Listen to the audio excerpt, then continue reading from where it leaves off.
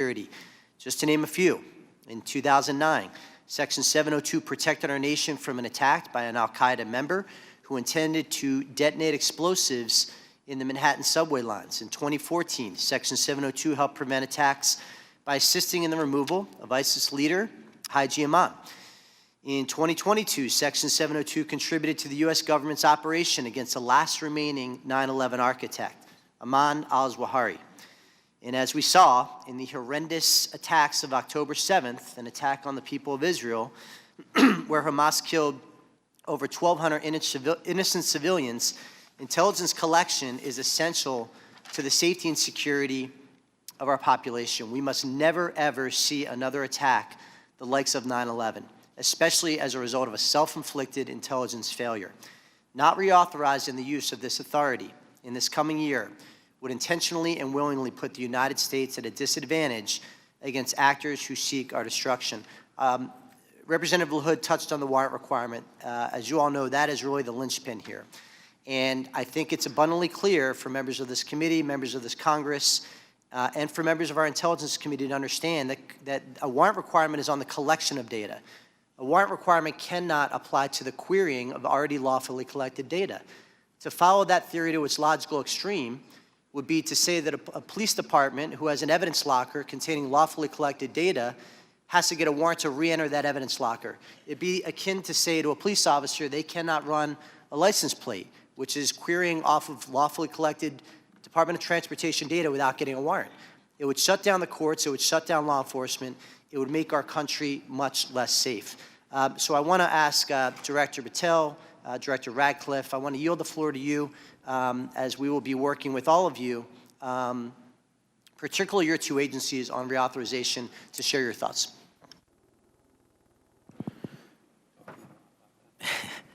So it's great to see you, sir, and thanks for the question. Look, on 702, just to flesh out some of the more specific operational use that I have it with specifically relates to what you just said. When I was a terrorism prosecutor, we used 702 directly to prevent the shopping mall in Houston from being blown up. We used 702 collection directly to prevent an attack on the state capitol in the state of California. And those individuals were prosecuted and are currently in prison. And balancing that awesome responsibility with the constitutional protections that every American should have when we're talking about U.S. persons specifically is something that I keep in mind on every single decision surrounding 702. But as Director Ratcliffe stated, and has been my experience, while I understand and appreciate the concerns for the warrant requirement based on U.S. persons, if there is a solution that allows that to happen in real time, then we can have that discussion. But I have not encountered one, and thus it obviates the need in my perspective, in my mission set to protect the American people and hunt down criminals in its application. So where it is now with the reforms y'all have implemented, we've done a great job on protecting American civil liberties, and I'm always open to, and I do believe we can do some more. Director Ratcliffe. Good to see you again, Congressman. I agree with Director Patel's comments with regard to that. I'll start out by saying, obviously in this role, I'm not a policymaker. But at the appropriate time, when this comes up for renewal, I think I made it clear and will make it clear from the CIA's perspective the indispensability of 702 as a tool to providing the Commander-in-Chief an accurate picture of the threat environment. You mentioned some examples of 702 success. When we get into the classified session, later this afternoon, I have some further examples of 702 success that we can talk about, and I think that reflects my position. Thank you all. I yield back. The gentleman yields. Mr. Krishnamurthy. Good morning. Thank you, Mr. Chair, and thank you to our witnesses for coming. Thank you for your service. Director Gabbard, you said no classified information was included in the signal chat, correct? That's correct. And President Trump also said there was no classified information in the signal chat, and Secretary Hegseth said nobody was texting war plans. There was absolutely no classified info in that chat. Lieutenant General Cruz, I'd like to talk to you about a couple things real quick. Executive Order 13526, Section 1.4a. This is the Trump administration's executive order with regard to classified information. It says, information shall be classified if its unauthorized disclosure could reasonably be expected to cause damage to national security, including military plans, weapons systems, or operations. You don't disagree that that's accurately quoted, right? That's an accurate quote from the executive order. And DOD 5200.01, this is the DOD's manual on classification, says, quote, information shall be classified if its unauthorized disclosure could reasonably be expected to cause describable damage to national security. This includes military plans, weapon systems, or operations. You don't disagree that I quoted that accurately, right? That's also an accurate quote. Can I show you I'd like to show you the text that Secretary Hegseth actually published to the world. Now, Lieutenant General Cruz, as Ranking Member Himes said, it says, time now, weather is favorable, just confirmed with CENTCOM, we are a go for mission launch. Then it says at 12:15 Eastern, F-18s launch first strike package. F-18s are military systems, correct? Weapon systems. They are. Okay. 1345, trigger-based F-18 first strike window starts. Target terrorist is at his known location, so should be on time. Also, strike drones launch, MQ-9s. MQ-9s is a weapon system, correct? They are. Okay. I think applying the executive order as well as the DOD manual to this fact pattern, we clearly have weapon systems that have been identified. That is classified information. Now, the reason why it's important that this information not be disclosed is that we don't want the adversaries to know what's about to happen, right, sir? Well, I would draw a small distinction there. You referenced and asked if that platform, those two platforms are weapon systems. They are, but those terms are used all across the globe in a lot of contexts. So it's really about how they're used in the context of this particular document. I just want to clarify that the use of those terms, I understand. Yeah. In this situation, those are operational details. They are operational details, but again, as you quoted the DOD instruction, it's about operations. So as you further go down into what are the operational details, I think as we had a discussion yesterday, the important aspect, I think all of us are very familiar. This is classified information. This is classified information. It's a weapon system as well as sequence of strikes as well as details about the operations. And so I think that just piggybacking off of what some other members have said, using the DOD's manual as well as the executive order in operation today with the Trump administration, this text message is clearly classified information. Secretary Hegseth has disclosed military plans as well as classified information. He needs to resign immediately. He needs to resign immediately, and a full investigation needs to be undertaken with regard to whether other similar signal chats are occurring in this administration. I'd like to turn my attention to another topic. Director Patel, according to the DOJ, in 2022, the FBI led Joint Terrorism Task Force, JTTF, in my hometown of Chicago, valiantly led efforts to prevent a plot to attack Naval Station Great Lakes in Illinois. You don't dispute that, do you, sir? I'm not familiar with it, but I don't dispute what you're telling me. Thank you. A memo obtained by ABC 7 News of Chicago said that this task force will now be, quote, actively supporting, close quote, the Department of Homeland Security and its immigration enforcement. You don't dispute that either, do you? I'm just not familiar with it, sir. Okay. Sir, I just have to say, the DOJ has now tasked JTTFs to shift some resources to immigration enforcement efforts. And I don't say this lightly, if there's a terrorist attack anywhere in the country, including in Chicago, and it was because the JTTFs in part shifted resources, they'll be held to pay. Thank you, sir. Gentleman's time has expired. Gentleman from Georgia, Mr. Scott. Thank you, Mr. Chairman. Director Gabbard, was the target terrorist named in the text, or was it simply referred to as target terrorist? The target was not named. Thank you. Was the location named? Congressman, no locations were named. Thank you. Director Patel, there was a specific accusation made about how close we are working with Mexico currently.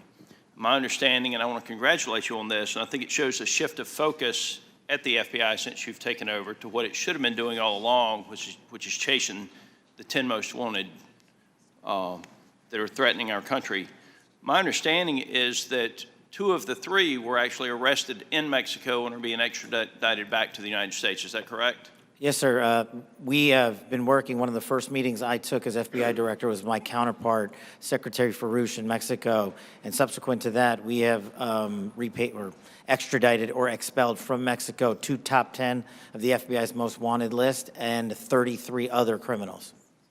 Well, it sounds to me like we're working closer with them today than we have in the last several years, and that the focus of the FBI has shifted to actually protecting American citizens instead of arresting pro-life protesters. Our mission is to find violent criminals wherever they are, and if they're in Mexico, we're going to get them. Thank you. And I appreciate you, and I appreciate the change in the focus of the FBI. I want to talk with you a little bit about the counterintelligence threats, one of which was an active duty U.S. Army soldier charged with conspiring to transmit national defense information to individuals located in China. What can you say in this setting, or can you briefly explain your work with interagency partners to identify and neutralize counterintelligence threats in the United States around this example? For me, sir? Yes, sir. So generally speaking, on counterintelligence and countering espionage, whether it's from adversaries like the CCP, Russia, Iran, or otherwise, we have prioritized them as an equally violent criminal enterprise seeking to do harm to our critical infrastructure and also to exploit and steal our data, whether it's government or private personnel. And so we have expanded our resources into them and working with the interagency to make it a priority. Okay, thank you. I want to move on to the issue of the threshold of parole under the previous administration and the number of illegal immigrants that have come into this country, including people with known membership in terrorist groups. For those individuals that pose a risk and that we have captured and are being deported, are we sharing the biometric and biographic information with our allies to mitigate their ability to relocate or operate abroad? What we are doing at the FBI is sharing the information we're allowed to with our Five Eye partners, and then on an individual basis, we are trying to share information with other partners who deemed individuals that they find of consequence. Okay. As you move further into your position, if you have additional recommendations on how we better share information, please let us know. Yes, sir. Director Ratcliffe, China's influence on the Panama Canal has increased since 2017. Panama became the first Latin American country to sign on to China's Belt and Road Initiative. Can you talk about not just China embedding itself into the various canal-related sectors and operations, but what other areas in Central and South America have China and others increased their presence, and what examples concern you the most? Thanks, Congressman. Appreciate the question. I do want to comment, the question before about cooperation with Mexico, it's really across the IC. When Mexico's Secretary General Omar Harfouch, head of Mexican security, was here, he not only met with Director Patel, he met with Director Gabbard, and he met with me. So we have been working on that, again, to the benefit of both our countries. To your point, the PRC throughout Central and South America continues to attempt to use its soft power to gain a foothold. They use direct aid to countries that need it. They also provide funding to universities to get a foothold to create influence. And you mentioned the Panama Canal, and you've seen the diplomatic efforts of the administration to address that and push back on PRC ownership of the canal locks. But that ties into what the IC is doing. In these instances, it's important for us, Congressman, to the best way we can operate is to provide intelligence to countries in Central and South America, to provide them with briefings, which we do, to provide them with tailored analysis of our intelligence about how China is manipulating them, about how China is hacking them, the things that China is doing to gain a foothold, and Russia and Iran throughout that area. So the CIA is very much focused on that. Gentleman's time's expired. Mr. Crow. Thank you, Chairman. General Hawk, the NSA recently warned its employees not to use the Signal app. Is that correct? What we did, Congressman, is we put out cybersecurity advisories on a whole host of systems. On the Signal app that was included in that advisory, right? What we've done is we've put out an advisory on how to use the Signal app and other encrypted applications, because we do encourage our employees and their families to use encrypted. Because there's risk to that app. There are. Okay. General Cruz, DOD also issued a warning about vulnerabilities to the Signal app recently, correct? That's correct. Okay. Director Gabbard, you were on this Signal text chain in question, correct? Yes. As was Mr. Witkoff, the administration's lead negotiator with the Russians, correct? Yes. And at the time, Mr. Witkoff was actually in Russia during this chat discussion, was he not? I was not aware of that. Was he on his personal phone at the time? I don't know. Well, it's my understanding that he was indeed in Russia. Director Gabbard, you were also traveling during this discussion, correct? Yes. And where were you? I was traveling through the Asia-Pacific region. I don't recall which country I was in at that time. You don't remember the country? I'd have to go back and look at the schedule. Director Gabbard, I want to direct your attention again to the text chain where it says, just confirmed with CENTCOM, we are a go for mission launch. Does that indicate to you that there is about to be a military operation? Yes. Director Gabbard, earlier in this hearing, we heard about the DOD's classification standards. I want to now turn my attention to your classification standards. You're the Director of National Intelligence. The Office of the Director of National Intelligence classification guide says, quote, information providing indication or advance warning that the U.S. or its allies are preparing for an attack, end quote, is to be classified as top secret. Are you familiar with that? Yes. Director Gabbard, have the Houthis indicated an ability to shoot down American aircraft? Yes. They have in fact done so, haven't they? Yes. Including MQ-9 Reapers, haven't they? That's correct. And that was one of the systems used in the attack recently that's the subject of this discussion, is it not? Correct. General Cruz, are you familiar with this system? I'm not wearing my glasses at the moment, but... Well, I'll help you out. This is an SA-3 anti-aircraft system. Correct. Are you familiar with this next system? I am. What is it?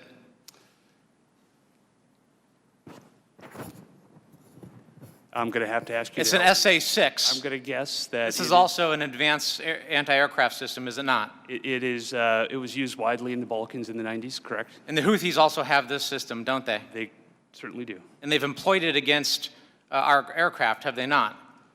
They have attempted to, correct.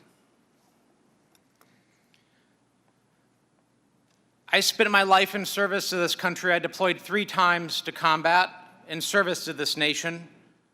I learned in that time in service that responsibility is core to leadership. You accept responsibility when things go wrong.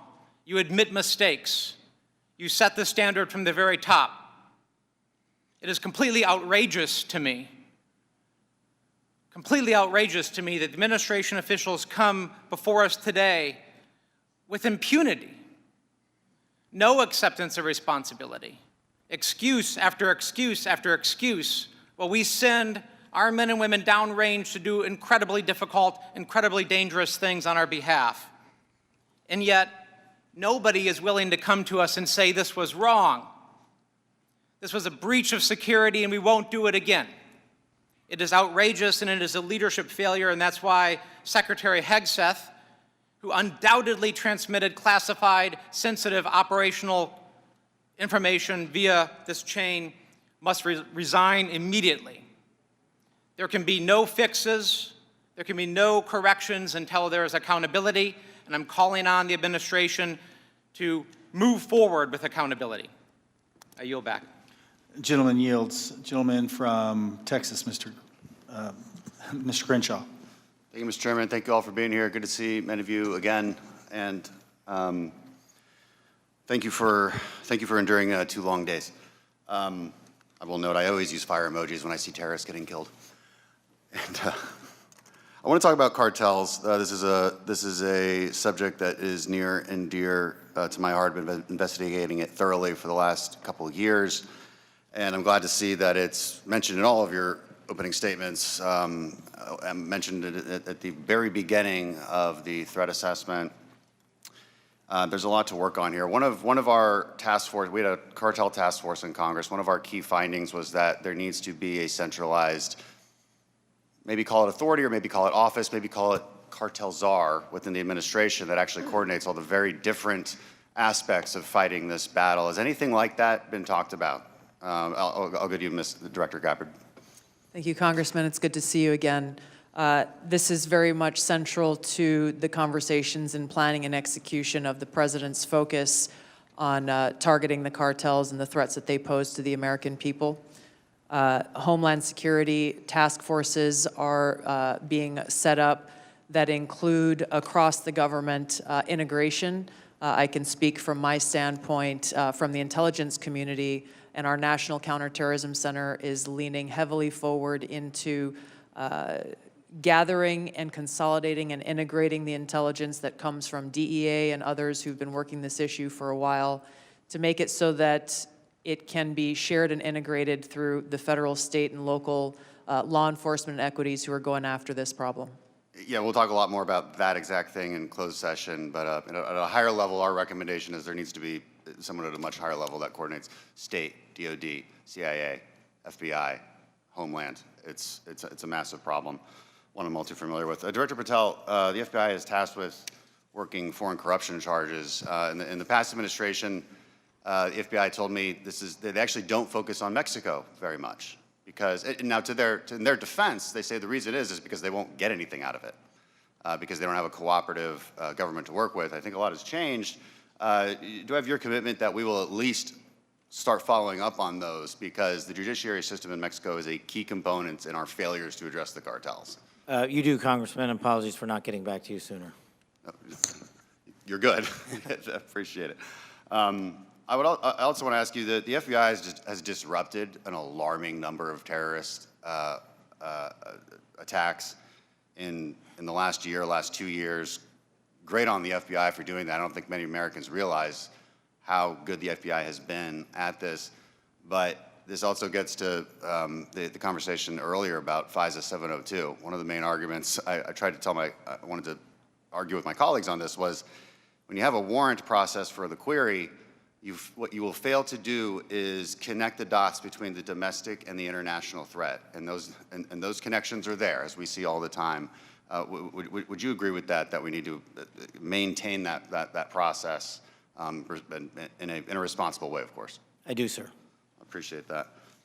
Director Gabbard, in my remaining time, I want to ask you, because of my, and this may go to our General Cruz as well, because of my work on energy and commerce, we have an issue there with broadband spectrum auctions, and of course this affects our intelligence community in a very large way, and our DOD. Getting right to the question here, how much, if any, spectrum can the DOD give up without having a significant effect on the administration's prioritization of lethality and deterrence? I'll defer to General Cruz, specific to DOD. I certainly wouldn't want to speak for all of DOD, and I think the committee is already in a fantastic conversation with the DOD on that issue. But broadly, what I would say is DOD has laid out the portions of the spectrum that it believes for both operational capabilities, and in closed session, I am more than happy to walk you through from the intelligence portion of the mission that we do. There are two different portions of the spectrum. We often talk about one, but not the other, and in closed session, I'd be more than happy to tell you why the other portion of the spectrum is important to national security. Sure, and the details are obviously classified, but we can talk about X and S spectrums and get a better idea for the public about, because the public would benefit from telecom having the ability to use some of these. When we look at 5G networks, 6G networks, so it's a conversation that we need to have and a much longer time to do so, which I've run out of, so I yield back. Thank you. Gentleman yields. Dr. Barra. Thank you, Mr. Chairman. You know, I associate myself with the comments of my colleague, Congressman Crow. I'm deeply disappointed in how we're handling this breach of protocol and so forth. You know, every year at the beginning of Congress, we take an oath to office. You know, this is an awesome responsibility to be a member of Congress, to protect our country. We have no greater responsibility than to protect our homeland. And, you know, when I walk into this committee and the honor of being on this committee, I don't see Democrats and Republicans. I see folks that every day want to do the same thing. But as Congressman Crow suggested, the mark of leadership, and we all are leaders in this room, is to accept responsibility when mistakes happen. And that signal chat was a mistake. I'm not here to impugn your character. You were all nominated by the president. You were all confirmed by the president. But we have an awesome responsibility and incredible responsibility to the American people. And then given that we are the United States of America, we have a responsibility to the world. And this really was a breach of protocol. I'll take you at your word that we are going to do a full investigation of it. Our responsibility as oversight is to understand this breach, understand who leaked information, how that happened, and then hold those responsible. You know, I 100% agree with the chairman in his opening statement. He said, where trust is breached, those responsible need to be held accountable. So do I have, you know, Director Gabbard, we served together, we came into Congress together. Do I have your word, when this investigation is fully completed, we will get the full breadth of the investigation?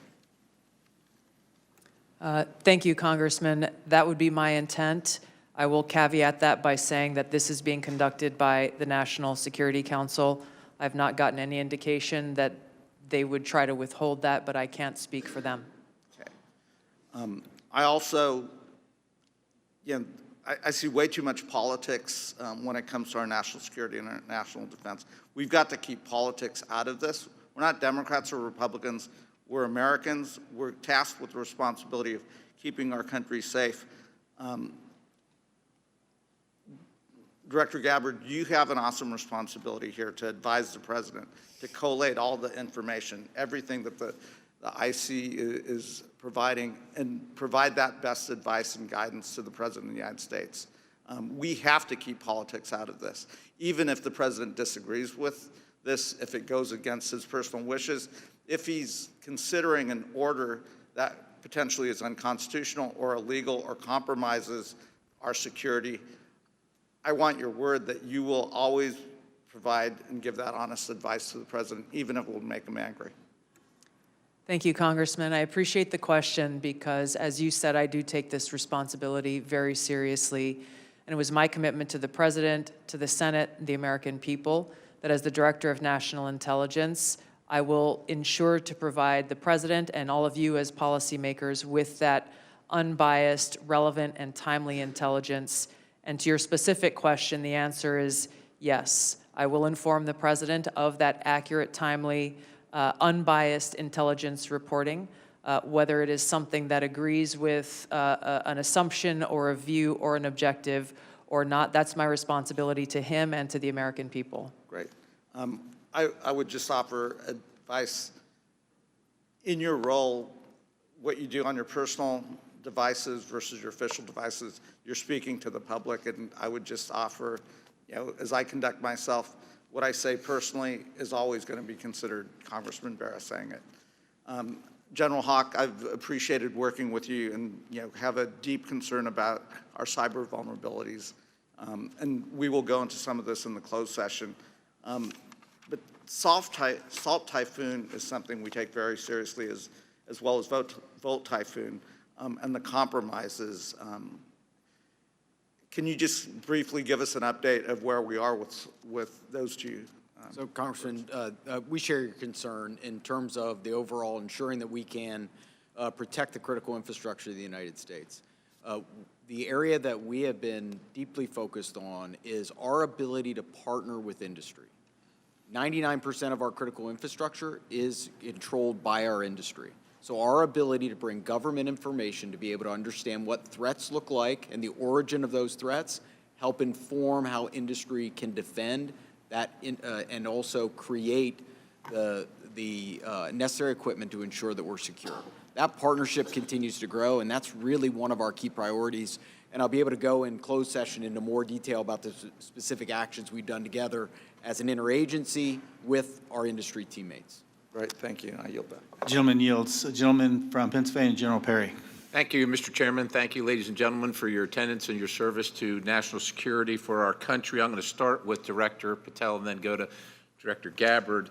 I'm concerned, like many Americans, about the wide-scale purchase of land, real estate, et cetera, by the Chinese Communist Party or those sanctioned by the party in America, especially those lands proximate to sensitive military sites or sensitive national security sites. Director Patel, I think we can all understand that that could lead to the ease of nefarious activities of numerous sorts. What do you think should be our posture or our policy from a national security standpoint regarding the purchases of these land and the ownership, occupation, utilization, et cetera, by the Communist Party sanctioned use? Well, Congressman, I appreciate the question, and I'm not going to shape foreign or national policy, but from the FBI perspective, if we had federal statutes to enact criminal allegations and pursue those relating to these matters, we would do so. I agree with you that having CCP actors purchasing large swaths of land next to military installations is a national security issue, a major one, and I would highlight to the American public, we're not allowed to buy farmland in mainland China or in Russia. So I don't know why we let that happen here, but that's a personal matter for me. If I were given more legislation on it, I would love to act on it. Thank you. Director Gabbard, I'm going to look at, keeping with the same theme, crypto mining by the sanction. Well, you can't crypto mine in China, right? It's outlawed in China. However, of course, we're supportive of crypto, I am, in the United States of America, but China's mining in America where they can't mine in China. And in particular, I'm thinking about one site where the mining was occurring close to intercontinental ballistic missiles, and CFIUS was tipped off by Microsoft. And of course, there are actions ongoing. Should the Chinese Communist Party, sanctioned individuals or interests be allowed to crypto mine near sensitive military or national security sites in the United States of America? And if not, what should we be doing about it? Thank you for your question, Congressman. I'm not fully aware and up to date on the specific example that you've mentioned, and I'll go and look into that and get back to you further. Right. Absolutely. Look forward to having the conversation with you. Broadly, this is obviously a concern, that any of these activities occurring near or around any of our military sites creates that potential national security risk and the potential for foreign intelligence collection. I'm hoping it's a priority for everybody on the dais there. It is a priority, I think, for the American people, certainly for me. I want to move on in the time remaining with a related topic, which is the hundreds of incidents by predominantly Chinese students, oftentimes called gate crashers. So this includes the two gentlemen in uniform on the dais. I'm going to kind of point to three events that happened just last year. One in Grayling, Michigan. 5 Chinese students are charged for lying and concealing evidence. One in the University of Minnesota, where a drone flew over Newport News and took pictures of classified information regarding ships and classified systems. and then one at the University of Florida regarding the illicit acquisition and shipment of toxins, biomedical drugs, and research supplies to China. In these cases, or most of these cases, we encounter these people, and then we release these people. As a matter of fact, in the case of Florida, apparently she found out that criminal charges were being prepared, and she dropped out of school, and her whereabouts remain unknown at this point. What should be our posture? Because we're trying to follow up after the fact. We're encountering these people, whether they're gatecrashers or whether we catch them conducting this illicit activity. We try and prosecute. That takes a lot of man hours, as you know, Director Patel. Is this the best policy, or is there something better that we can do? I mean, the Immigration Nationality Act of 1952 gives the Secretary of State the authority to revoke visas. But should these people be allowed to come to this country in the first place is the question, and what should our posture be? Anybody? In terms of the visa issue, I know that the administration is working on a policy, but to directly answer your question, anybody who utilizes the student visa program to come to this country to conduct criminal activity should never be allowed in this country. And anyone that's doing it here in the United States of America from an FBI standpoint will be vigorously investigated, and will use the expulsion or criminal process on them. I yield, Mr. Chairman. Gentleman yields. Ms. Plaskett. Thank you very much, Mr. Chairman, and good morning to the witnesses. First let me say that we do have to, in this committee, try as much as possible to remain nonpartisan as opposed to bipartisan. I can recall being that way when I was counsel on the House Ethics Committee, and it's a hard position to take. But I'm really struck by the fact that in December of 2023, many people made Secretary Lloyd Austin go through the stages of the cross in self-flagellation and mea culpas for not informing the president that he was having a surgery. And now how we're treating Secretary Hedgepeth as if he is untouchable. Mike Waltz, when he was a member of Congress, went in the Committee on Armed Services to talk about and slammed Austin for holding himself to a different standard than the American people. And yet we are not doing this across the board. And that's disappointing at the very least, very disappointing. Director Gabbard, thank you for your testimony. And one of the things that I believe I heard you say was that when there was a discussion by DOJ as to the cuts to foreign aid, that there had not been a request for an intelligence and national security or an intelligence assessment of the impact of those cuts. Was that your testimony a little earlier? Congresswoman, I have not seen any kind of actual official assessment either within the intelligence community or outside of it on what the effects of those cuts to USAID programs has been. But it was not requested by DOJ of you or of any of the areas in which you have oversight over? I'm not aware of any requests. Okay, great. Thank you. I know that there has been some open source reporting on what the effect of those cuts are. I mean, when we think about several examples, Kenya, our strongest regional ally in the Horn of Africa, and a key partner with us in the fight against terrorist group Al-Shabaab.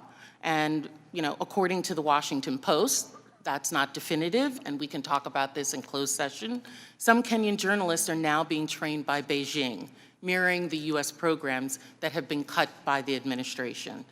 Director Gabbard, is letting China train Kenyan journalists going to make Kenya more or less receptive to American requests of the Kenyan government, do you believe?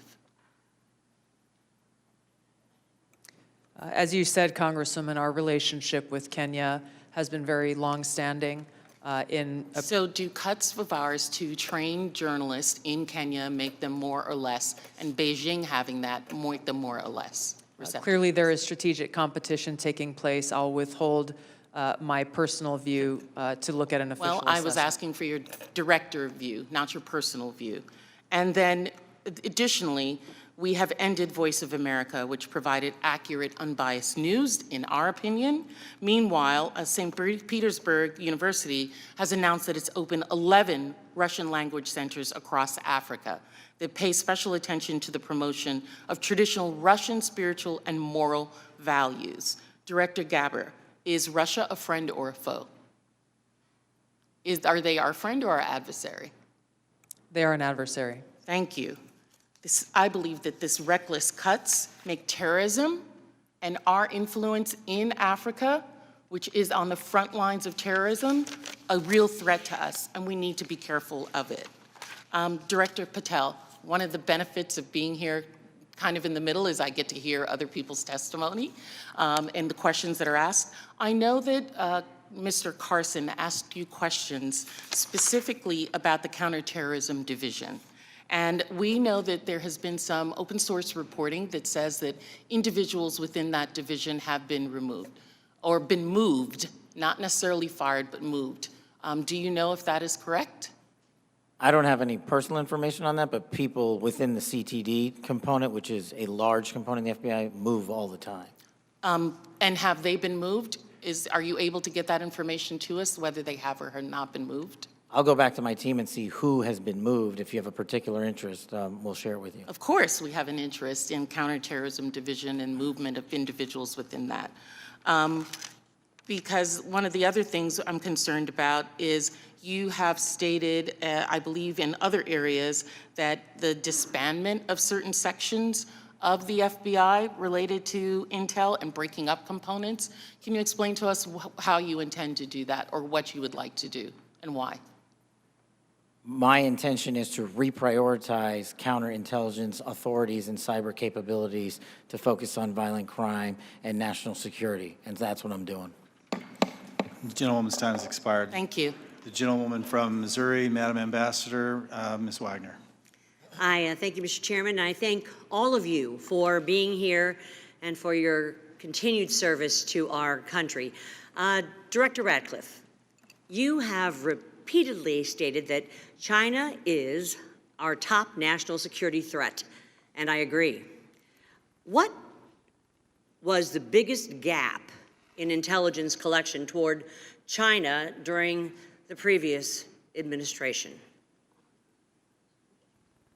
Good to see you, Congresswoman. I think our collection against China as a hard target in the prior administration was lacking in several areas. I would say primarily in human collection and also with regard to the processing of open source information relating to China.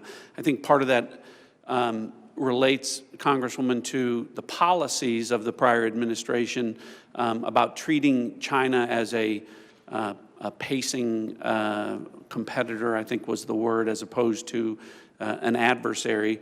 So one of the things in my focus as CIA director, which carried over from my time as DNI, in seeing all of our intelligence, seeing that China is our greatest geopolitical threat, yes, and focusing the CIA specifically more directly in all areas of our collection on China as a hard target.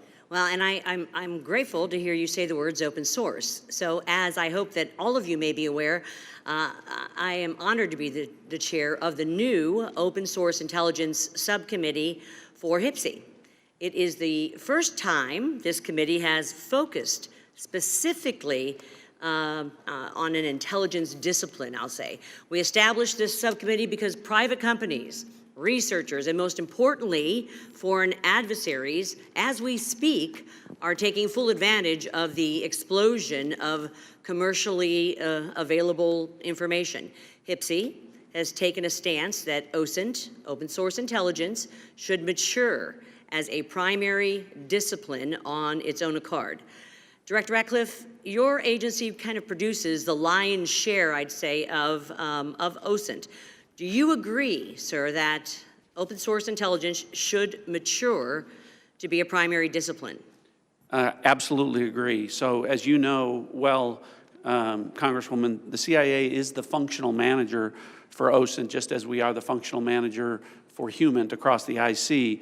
And OSINT, open source intelligence, reaches, frankly, policymakers as the most cited material in the president's daily brief as part of a long list of By a tailored large production that we do. percentage. By a large percentage. But also, as you know, and as you've pointed out, Congressman, until recently, one of the greatest weaknesses with regard to OSINT was that the collection was so large that it was daunting for use by mission partners across the IC. So the CIA's open source enterprise pioneered the use of AI to triage that collection as it comes in. And what that allows us to do is to summarize collection from over 225 languages into English and to put that in the hands of policymakers, again, showing that the CIA is focused on using technology to tackle some of the challenges to And I thank intelligence you. collection. There is so much innovation in technology in this, and the investments being made across the IC to purchase data,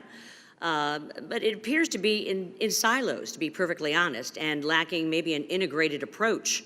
I believe that that is because there, frankly, is no clear lead for OSINT in the IC. And as part of my oversight responsibilities, I plan to review the various ways in which the intelligence community buys commercially available information to determine if there is a more efficient, cost-effective approach, especially when it comes to the taxpayer's expense. Director Gabbard and then Director Ratcliffe, can you, and in my brief time, quickly share your thoughts on which agency should be the primary organization to manage OSINT and why?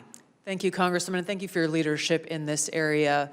I look forward to following up with you in detail, but the Office of Director of National Intelligence is tackling exactly the problem that you've identified, that we have multiple elements across the intelligence community, essentially wasting taxpayer dollars by contracting separately to get after the same collection of OSINT and commercially available intelligence. So this is something we're actively working on and look forward to working with you. And do you agree with Director Ratcliffe that this should be a key discipline? Yes, I do. Thank you. My time's expired, Mr. Chairman. I yield back. The gentleman yields. Mr. Gomez. Thank you, Mr. Chairman. So I want to make a few things clear before we move on to other questions regarding the signal chat.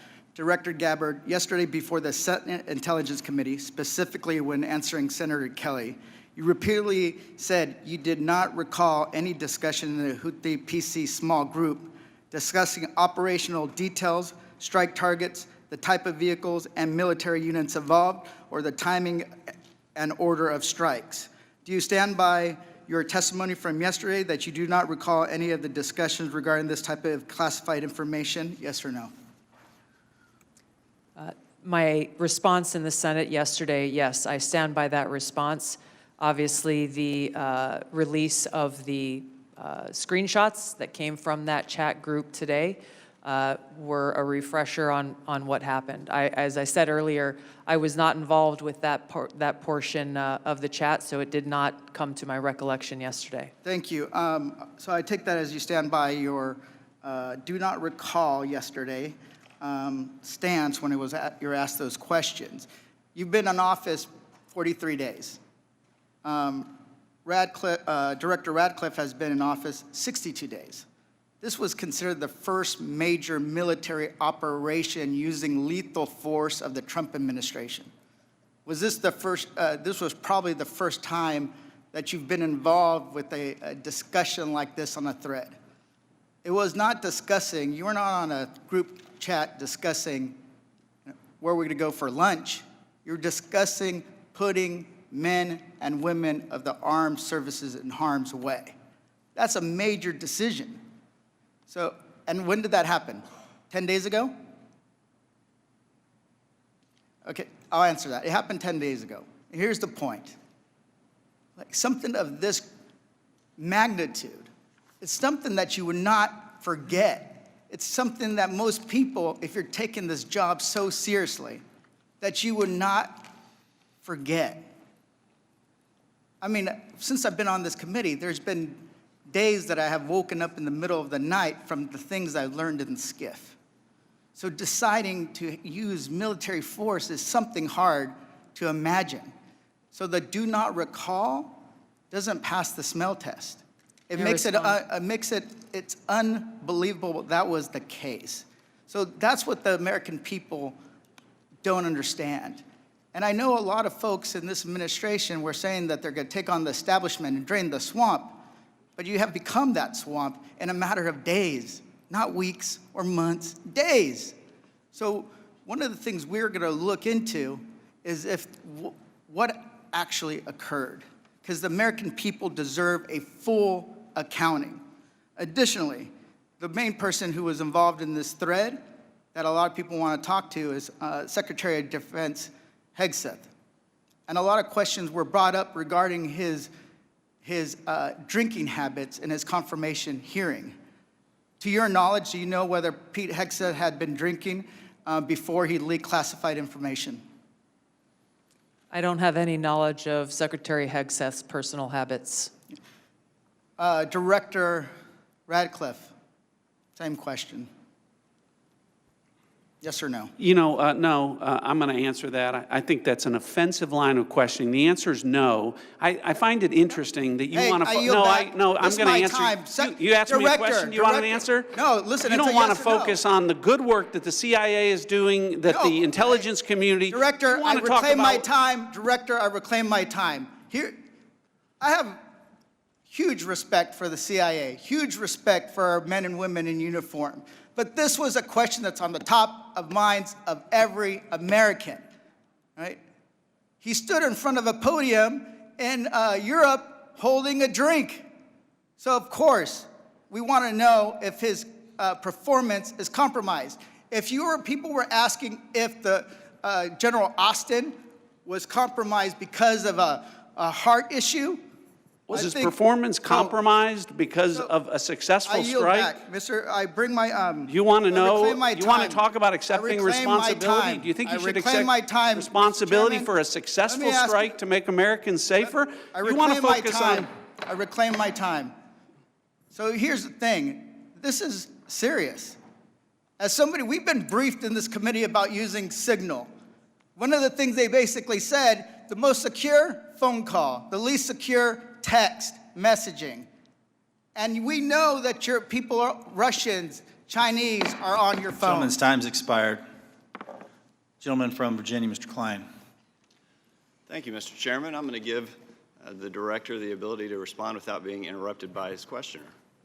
I appreciate that, Congressman. I guess, you know, just a general reflection here, again, that for the last 2 days, members of the intelligence community have been asking questions about a Signal messaging group and not asking questions from Democrats either in the Senate or the House on China, Russia, Iran, and the real threats that are going on to the United States. And you can say that you care about the good work that agencies are doing like the CIA and that you care about 140 stars on the wall. But no one's asked me about my second day on the job here, where I lit the fuse that led to a foreign government participating with us to capture one of the senior planners of the Abbey Gate bombing that killed 13 Americans. And in the process, we worked with a government that previously hadn't, so that hadn't cooperated with us on counterterrorism matters. Or the fact no one has focused on that within an hour of that taking place, I was on the phone with Director Patel and a few hours later with Attorney General Bondi, working together, the IC and the FBI working together to bring this person home in less than a week. Unprecedented success for the intelligence community and the law enforcement community. Exactly representative of the kind of work that we should be doing and the kind of work that an oversight committee should be asking about. But instead, we're getting questions about whether or not someone has drinking habits. And, you know, I just wish in an annual threats hearing where the American people want to hear about threats, that's what we would be talking about. Thanks for the opportunity to clarify. Absolutely, Director. I want to thank you and all the people who work with you and all the witnesses and the men and women, the brave men and women who are putting their lives on the line each and every day for this country. And to the military as well, we are grateful and we recognize the sacrifice and dedication. Director Ratcliffe, you talked about China being our top national security threat. And I want to go to what really is the most active and persistent threat. It's related to cyber. It's related to the People's Republic of China cyber activities, Volt Typhoon, Flax Typhoon, Salt Typhoon, targeting U.S. critical infrastructure, targeting critical infrastructure overseas, compromising U.S. telecommunication companies, and I want to ask Director Gabbard, there are also regular compromises of government networks in the defense intelligence base. The Chinese are acting with impunity and targeting the United States. Clearly, the last administration had no effective deterrent strategy. Considering a whole-of-government approach to leverage legal export control, trade, and other levers, is there more that the U.S. can be doing to deter China's cyber aggression? Thank you, Congressman, for your question. In short, the answer is yes. Much of that relies on our intergovernmental planning and operations, but also very closely integrating with our private sector partners. This is essential for us to be able to harden our own cyber infrastructure, our own critical infrastructure, and to look at what our capabilities, both defensive and offensive, are and how those should be used. If I may, Congressman, I'd just like to address Congressman Gomez's maligning of my reputation and not giving me the opportunity even to respond to his accusations. What occurred in that Signal chat was an update to National Security Cabinet members that was also issued around the same time as updates to our foreign partners and allies in the region. There were no sources, methods, locations, or names of targets that were included in that chat. The decision to conduct this operation had been made long before that conversation took place. I do take my responsibility very seriously and played an integral role in providing the intelligence community's assessments that led to the ultimate decision by the President to conduct an operation, which, by the way, was very successful and continues to be very successful. I was traveling at the time, and I was not playing a very specific role, as these chats reflect, in much of the conversation that took place there. Secretary Hegseth, in my experience, has continued to operate in the way that President Trump's confidence in him inspires, which is in the best interests of the American people and our war fighters and ensuring our national security. I think it's wrong to impugn him, especially at a point where he is not here to defend his own honor. Thank you, Congressman. I agree with your assessment and support for the Secretary, and I yield back. Gentleman yields. Ms. Houlihan. Thank you for the time, and I struggle, and if you look at my notes, I've changed my mind about 1,000,000 times what I'd like to talk about. I'd like to first start with Director Ratcliffe. I find it offensive for you to accuse me as a Democrat of not caring about national threats. I very much wanted to talk about those, in fact, had prepared questions in advance of this hearing about those threats, specifically about biosecurity and bioterrorism, but I don't have time to ask those questions because the threat is in the House. The threat is across the dais, and I need to ask these questions. It's my job to ask these questions of you. Because when I served in the military and I served in classified environments, had this happened to me, I would have walked my resignation in immediately. This is not okay. Communicating these sorts of things in Signal is not okay. Targets, times, those kinds of things are absolutely classified, and we all know it. I know it.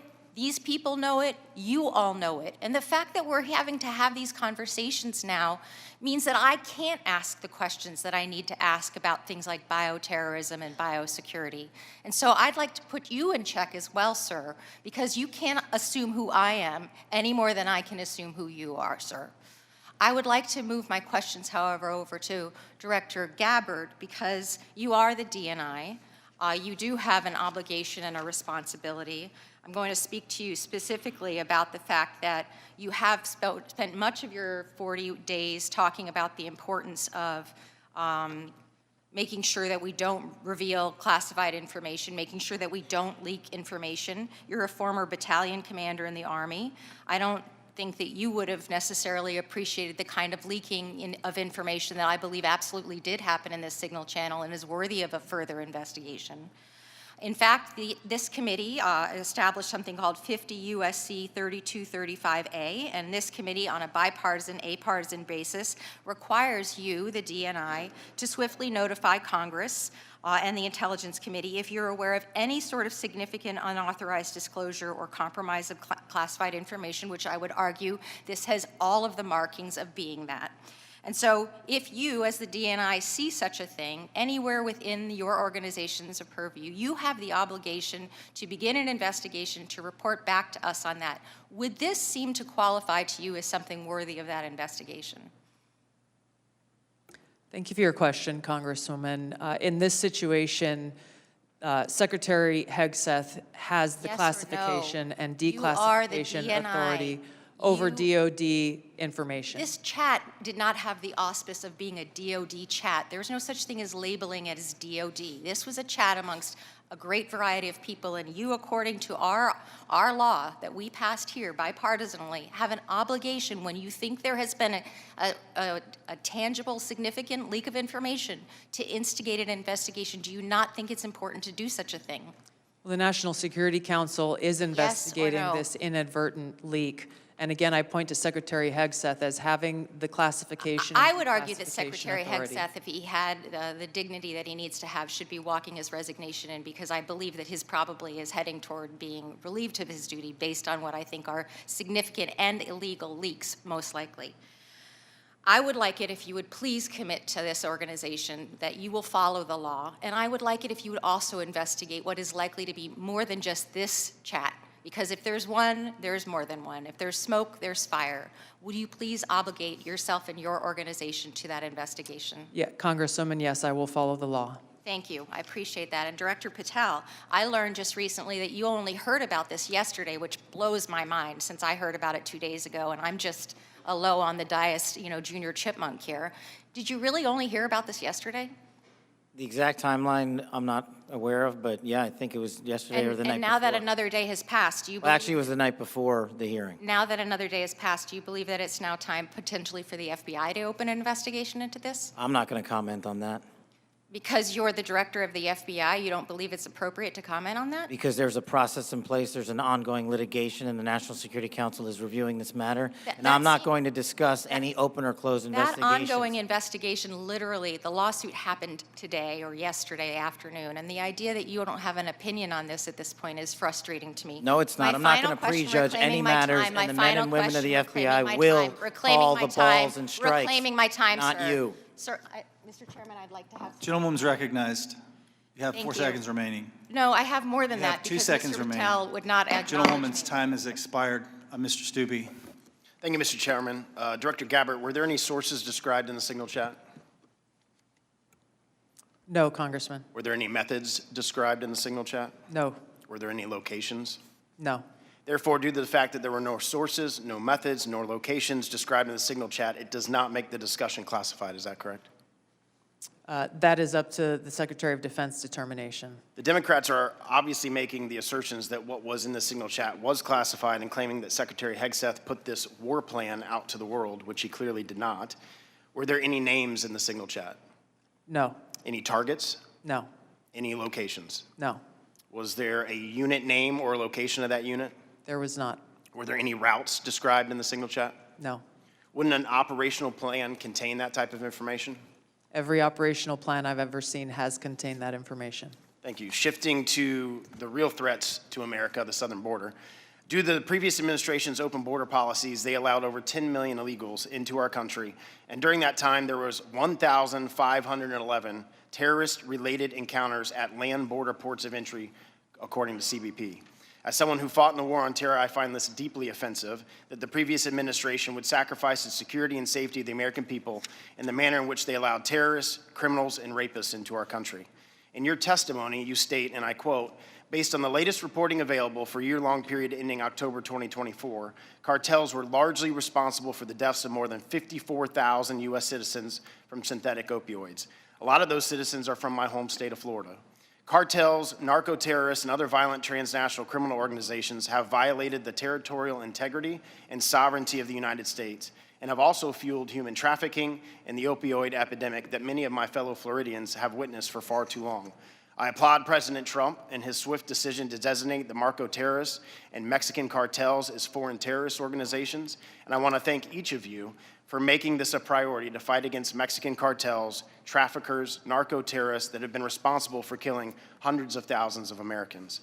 For every narco-terrorist and cartel member violating our sovereignty, poisoning the American people with fentanyl and other illicit opioids, know this: your days are numbered, and know that the full force of the U.S. government will soon address your atrocities once and for all. Director Patel, it's no secret that there is a growing presence of Mexican cartels operating fentanyl synthesis labs just over our border.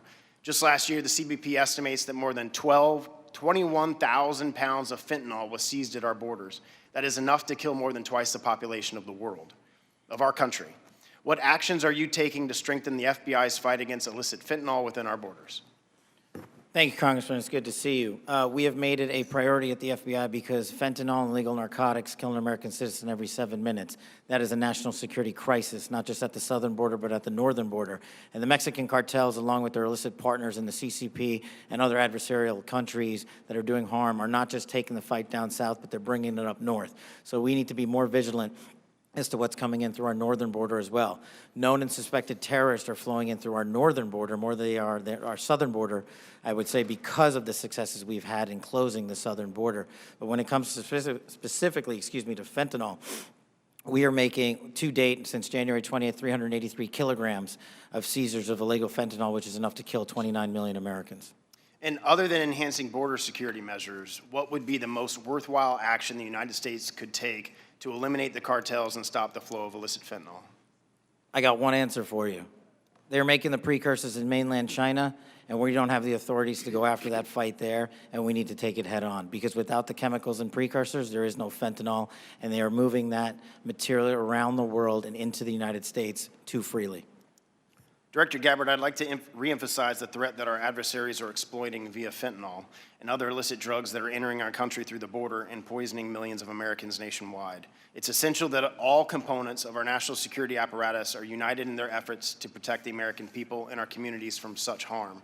Is there any reason to believe that the Mexican government isn't doing enough to finally eradicate the cartels and other transnational criminal organizations operating just over the border?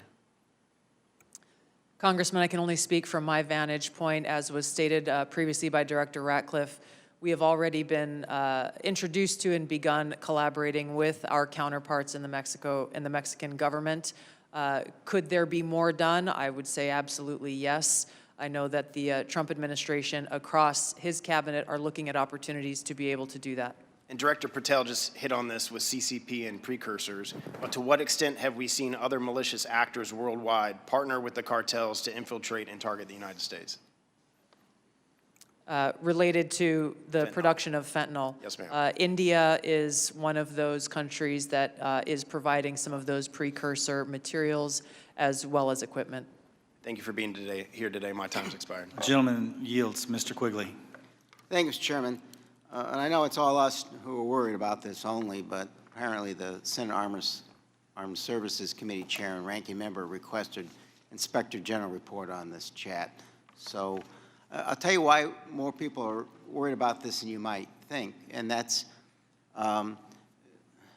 Director Gabbard, your position was created post 9/11 because of the horrible intel failure that took place there where we weren't sharing information. It wasn't adequately shared within the community and between our allies. We have to believe that our allies look at this as a colossal mistake and will at least hesitate to a certain extent, wanting to share sensitive information with us that keeps us safe because they're worried about their sources and methods as well. Wouldn't you be at least somewhat concerned that our allies would look at this and say, that wasn't the perfect way to communicate? Congressman, thank you for the question.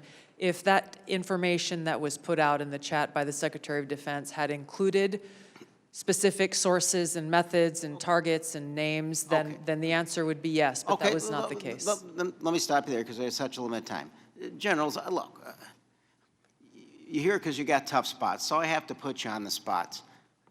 You're passing information like this just within your agency, and you know that it's going to include, we are go for mission launch, Houthis, sea lanes, the information about the weapon systems. That gets to the Houthi military commanders. Doesn't it make you think they're at least going to say duck? Thank you for the opportunity to weigh in on the issue. Yes, if we were collecting this on our adversaries and we're able to get this information, as was asked of General Hawk earlier, we would consider that classified, but it's classified under the collection piece. The data that we're talking about here is the operational data, not the intelligence data. Respectfully, sir, just because we have limited time. Secretaries. The Houthis military leader is going to duck when he hears this, or he's going to take some action, or he's going to try to shoot our planes down, right? If he has actionable intelligence, he will certainly use that. I'm talking about this intelligence. You don't think he can figure out? Houthis is mentioned a couple times, sea lanes. They show the weapon system. At least it's a credible warning to him. I would offer the Houthis' defensive position has been constant since the 15th of March. All right. General, I'll just take a whack at it. You're the Houthis' military leader. You get this information passed on to you. It doesn't make you at least take warning? I would, Congressman, I think from the Houthis' perspective, they do have air defense equipment, and they would be able to detect aircraft when they're entered into the Red Sea, and certainly when we have our intelligence aircraft operating over top their country. They'd be able to detect that activity. But being forewarned is extraordinarily important. I'll take another stab at it. If just language like this in a different context, okay? But just within your department, sir, your people are passing this information. Do you advise them maybe they don't use Signal on this? Are there other forms? Obviously, they're going to be more secure. What I would offer is the data that we would be passing would be the full target packages and the full set of operational information. Okay, but even if it was just this, do you really want to give the possibilities that they could be breached, hacked, and they would get this information? Wouldn't you, even with just this, sir, respectfully, wouldn't you want to use a more secure means of communicating? I think what I would offer are two things, and hopefully they're helpful to you. One of them would be, in addition to that full package that we would talk about, when the Secretary extracted individual details from that and provided those on Signal, whether individually or in aggregate, that is his decision of what is classified and what is not from an operational aspect. And that's probably the most important relevant piece to there, and I would echo what we've said before. It's the Secretary's authority for the just give me, there's more secure ways of communicating any of this, right? There are, and our adversaries have General, there are, right? To intercept. There's much more secure means that you use, even if you don't think that this is, or you don't want to stick your head out on it. What I would say is the full packages were transmitted within classified, within traditional classified means. But this could have been transmitted in a classified way as well. Thank you. Gentleman's time's expired. The gentleman from Arkansas, the distinguished chair of the Financial Services Committee, Mr. Hill, is recognized. Thank you, Mr. Chairman. And let me say, Director Gabbard and Director Ratcliffe, it's so great to have you back in the Longworth House Office building. The food's the same, but you're welcome anytime. Director Ratcliffe, you know, we've served for 10 years together. I'm certainly aware of your extraordinary service at the DNI and here in Congress. And I just have a couple of follow-up questions on this topic of the Signal chat. Were there any war plans distributed in that Signal chat? No, Congressman. And were sources and methods that would compromise our intelligence system or your agents in the field around the world, were they discussed on the Signal chat? No. I appreciate that. I just think that's an important thing to have on the record.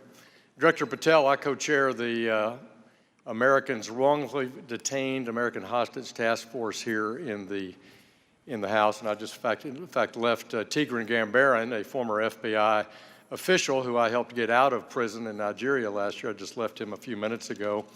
You've Ben, you know this issue very, very well, and President Trump's made such a commitment to bring Americans home. There's some 30 Americans still wrongfully detained or held hostage abroad.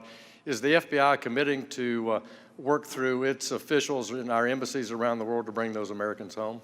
Thank you, Congressman. And as you know from my prior service in the prior administration, President Trump brought home over 50 hostages and detainees worldwide, and that effort is being redoubled now until every single American is home. And the FBI, from my perspective, has been given a directive that any wrongfully detained or captured person overseas is a priority to bring back. We're so grateful to the President for making this a priority. We don't want our citizens that hold a blue passport to suddenly be a target in all their interactions around the world. That's wrong, and I'm glad President Trump's made a priority. I look forward to working with you on that.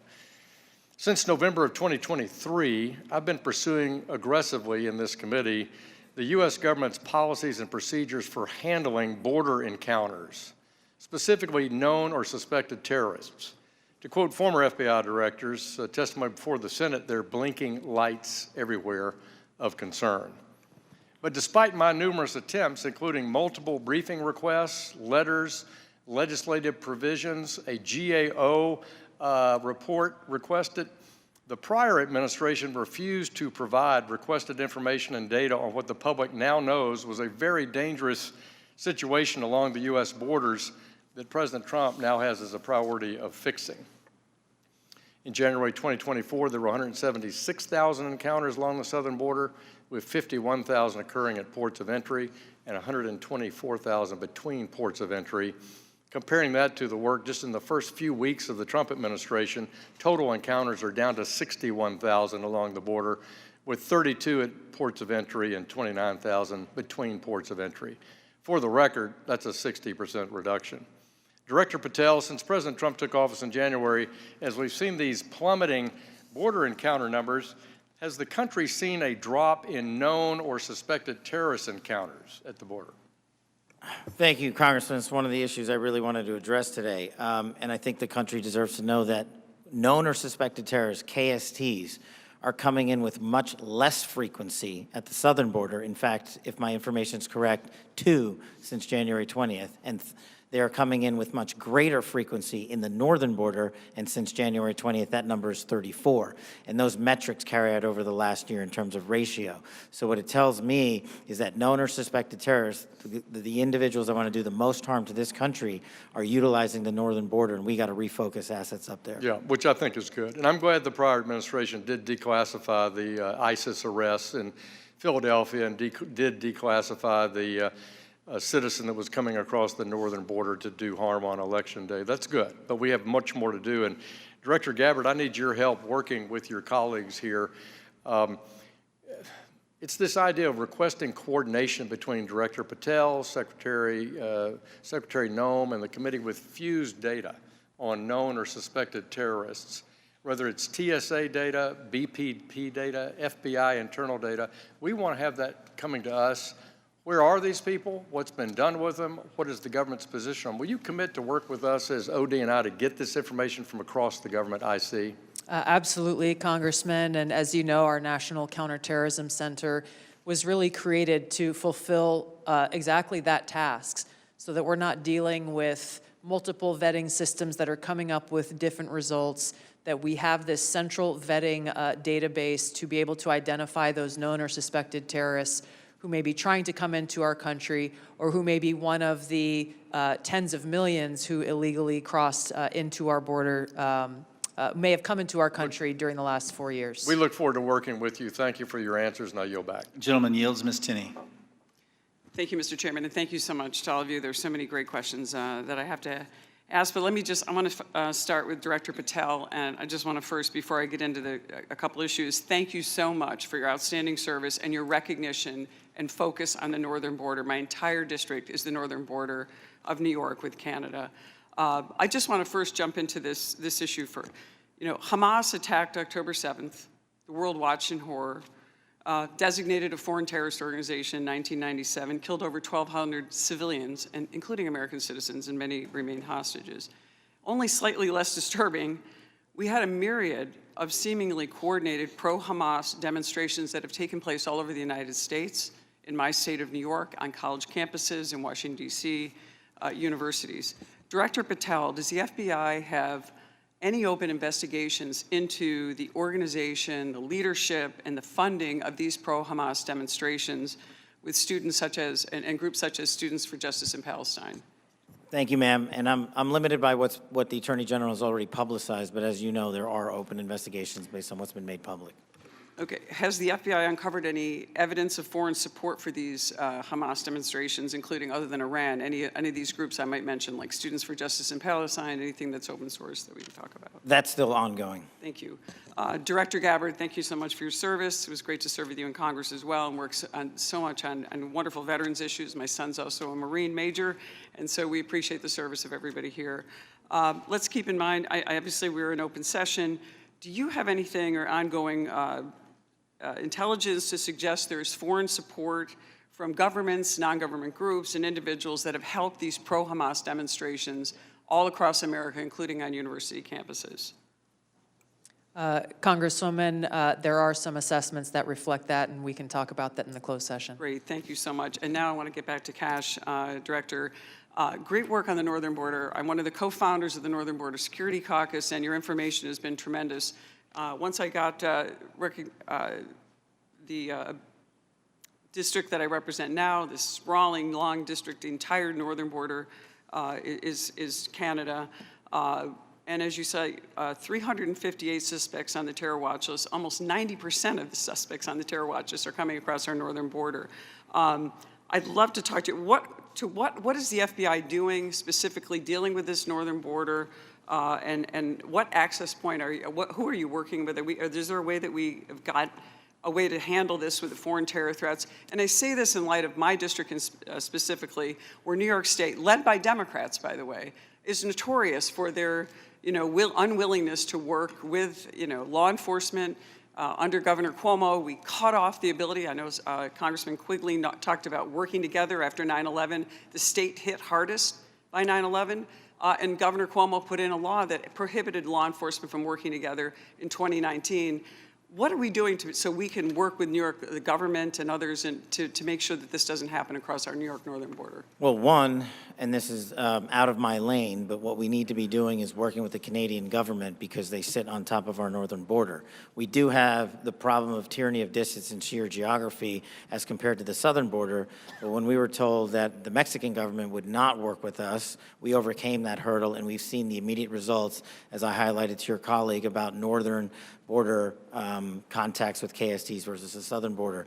The other thing we can be doing is working across every northern border state who has a geographic border with Canada and their local and state affiliates, which we are doing at the FBI, but it is such a vast enterprise that we would need a huge increase in resources to cover down on that the way we do in Mexico.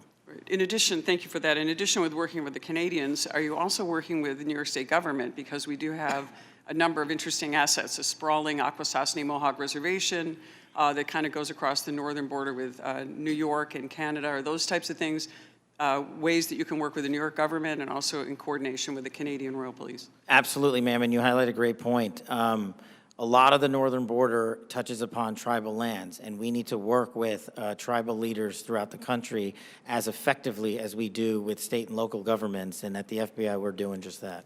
Thank you so much, and I really appreciate all of your service, and I yield my time back. Gentlewoman yields. Gentleman from Texas, Mr. Fallon's recognized.